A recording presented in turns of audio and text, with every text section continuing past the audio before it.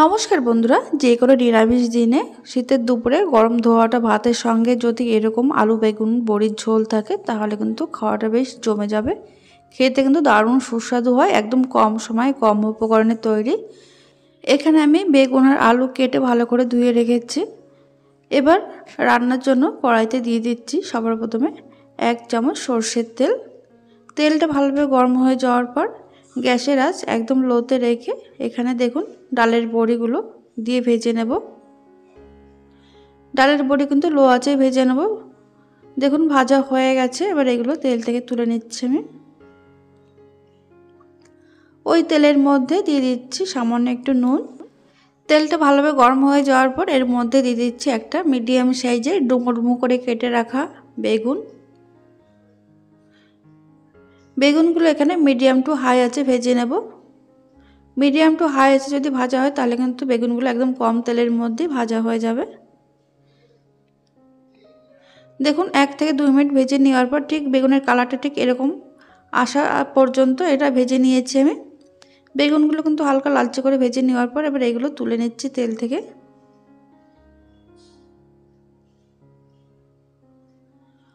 ওই তেলের মধ্যে আমি আরও হাফ চামচ মতো তেল মিশিয়ে নিলাম।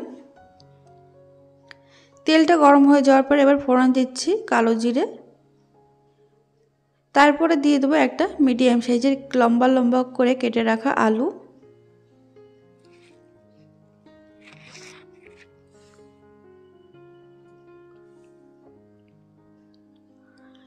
আলুটা হালকা নাড়াচাড়া করে নেওয়ার পর এর মধ্যে দিয়ে দিচ্ছি সামান্য একটু নুন আর দিয়ে দেবো সামান্য একটু হলুদ। এবার আলুগুলো হালকা একটু নাড়াচাড়া করে নেওয়ার পর গ্যাসের আঁচ একদম লোতে রেখে এটা আমি ঢাকা দিয়ে রেখে দেব। তারপরে অন্যদিকে একটা মশলা রেডি করে নিচ্ছি। দেখুন একটা মিক্সিং জার নিয়েছি, জারের মধ্যে দিয়ে দেবো আমি হাফ চা চামচ হলুদ সর্ষে বা সাদা সর্ষে, দিয়ে দিচ্ছি হাফ চা চামচ কালো সর্ষে। এবার দিয়ে দেবো হাফ চা চামচের থেকে একটু কম গোটা জিরে আর দিয়ে দেবো সম পরিমাণে কালো জিরে। এবার এর মধ্যে দিয়ে দিচ্ছি 4টে কাঁচা লঙ্কা আর দিয়ে দেবো সামান্য আদা। এবার এটা শুকনো অবস্থায় আগে ঘুরিয়ে নিতে হবে, তাহলে কিন্তু এটা বাটাটা বেশ ভালো হয়। আপনারা এই চাইলেটা শিলনোড়াতেও বেটে নিতে পারেন। এবার দেখুন সামান্য জল দিয়ে এটা একদম মিহি করে বেটে নেব। এবার এদিকে ঢাকনাটা খুলে নিয়েছি। আলুগুলো কিন্তু হালকা একটু লালচে রং চলে এসছে। এবার এগুলো একটু উল্টে দেওয়ার পর দিয়ে দিলাম একটা মিডিয়াম সাইজের টুকরো করে কেটে নেওয়া টমেটো। তারপরে দিয়ে দিলাম নুন, পরিমাণ মতন হলুদ। এবার দিয়ে দেবো এর মধ্যে কালারের জন্য কাশ্মীরি লাল লঙ্কার গুঁড়ো আর দিয়ে দিচ্ছি সামান্য একটু জল, যাতে করে মশলাটা পুড়ে না যায়।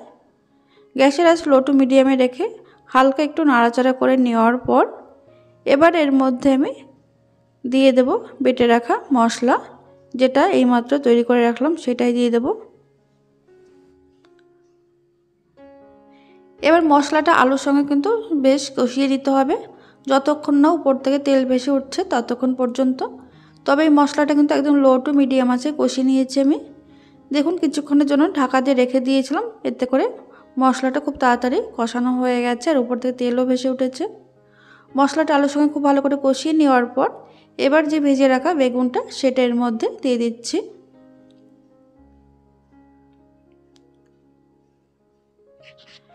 বেগুনটা দিয়ে এখানে 30 থেকে 40 সেকেন্ড কষিয়ে নিতে হবে। দেখুন এখানে আলু আর বেগুনটা খুব সুন্দর করে কষানো হয়ে গেছে। এবার এর মধ্যে দিয়ে দিচ্ছি আমি পরিমাণ মতন গরম জল। জলের পরিমাণটা একটু বেশিই দেবো, যেহেতু বেগুন বড়ির ঝোল, জলটা একটু বেশিই থাকবে এখানে। গরম জল দিয়ে খুব ভালো করে এটা মিশিয়ে নিতে হবে। এর মধ্যে আমি সামান্য একটু নুন আরও মিশিয়ে দিলাম আর দিয়েছিলাম কয়েক দানা চিনি, সেটা কোনো কারণে দেখানো স্কিপ হয়ে গেছে। ভালো করে মিশিয়ে নেওয়ার পর ঝোলটা যখন একদম ফুটতে শুরু করবে তখন এর মধ্যে আমি দিয়ে দেব বেশ কিছুটা পরিমাণে ধনেপাতা কুচি। ধনেপাতার পরিমাণটা একটু বেশি দিতে হবে, তাহলে কিন্তু খেতে বেশ ভালো হয়। ধনেপাতা কুচি দিয়ে খুব ভালো করে মিশিয়ে নেওয়ার পর এবার দিয়ে দেব ভেজে রাখা ডালের বড়ি।